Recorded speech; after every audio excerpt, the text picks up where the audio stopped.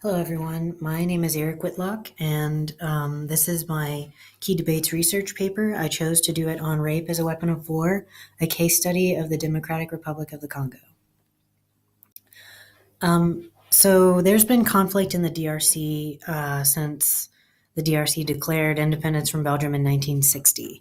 Most recently, the conflict is over what's called conflict minerals, which include gold and copper and coltan, which are used to make electronics for laptops and cell phones. But sexual violence has been an ongoing part of this conflict, and it's mainly used as a military strategy to dehumanize, humiliate, and intimidate women. Um, and underlying this are wealth and power disparities. Soldiers are not compensated financially enough by the state to earn a living, so they're forced to get resources and steal from the communities that they're based in order to survive. So it's really the poor stealing from the poor. So it creates this culture of desperation and this never ending cycle of poverty. In addition, there are cultural um, aspects to this conflict in gender disparities. Women are seen as subservient to men, and it's common for men to have dominating roles in society.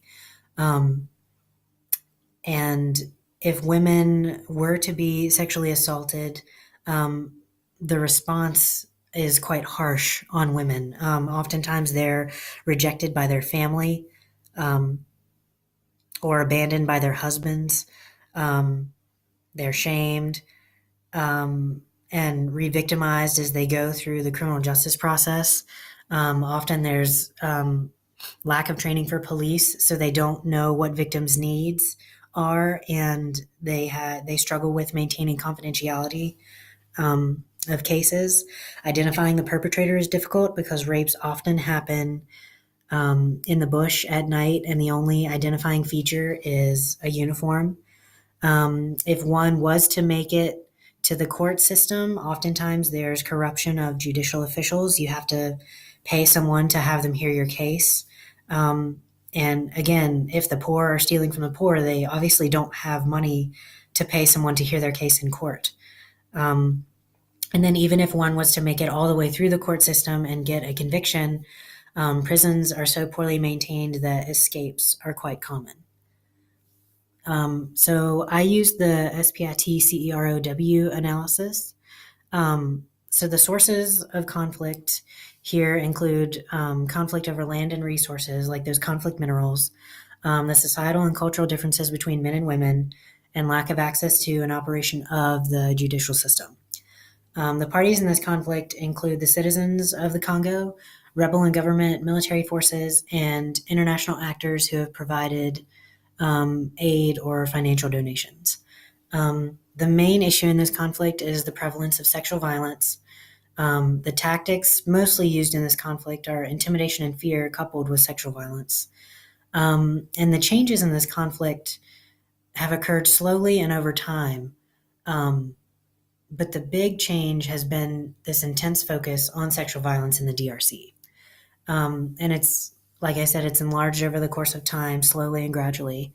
Um, the roles that are mainly played in this conflict are over the differences in gender, mainly in terms of male domination and the dehumanization of women. Um, and I would say recently there have been no changes in the outcomes of of this conflict. One of the articles I read actually advocated towards moving from managing the conflict symptoms like sexual violence to ending the conflict itself. So until we address these underlying basic human needs and structural violence, we're not going to see any changes or any outcomes in this conflict. And in terms of winning, another article I read actually said that the winning side is the side that does the raping, because that's the side with the military power. So I looked at basic human needs and narrative when analyzing this conflict. So the main need for men that needs to be addressed is financial security. Um, And you'll see that women have several needs that need to be met. Gender equality and equity, also for women and men, financial security, so that women are able to take care of the children. That's a cultural thing that women are seen as the homemakers, and so they're left at home to take care of the kids. Um, and then also having access to the judicial system, but a judicial system that's effective in holding perpetrators of sexual violence accountable for their actions.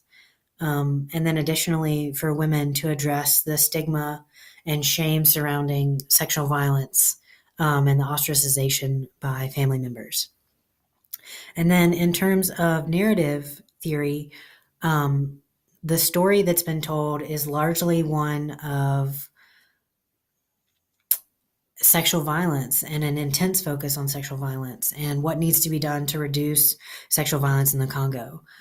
So I'm advocating for a new narrative that creates a cultural shift from male domination and seeing women as objects and emphasizing sexual violence to valuing women as equals and emphasizing the structural violence and other unmet needs that are underlying why sexual violence is so prevalent in the DRC. So, in conclusion, more awareness needs to be brought to this conflict, particularly the amount of poverty that's occurring in the region and the structural violence in the judicial system. And so, by bringing awareness, we can change the narrative and we can create this cultural shift that will help to reduce shame and stigma, address poverty by redirecting international aid. And then lastly, that change must be wanted by members of the DRC. Unless the DRC wants to see change, then no change is going to happen. So thank you for listening to my presentation.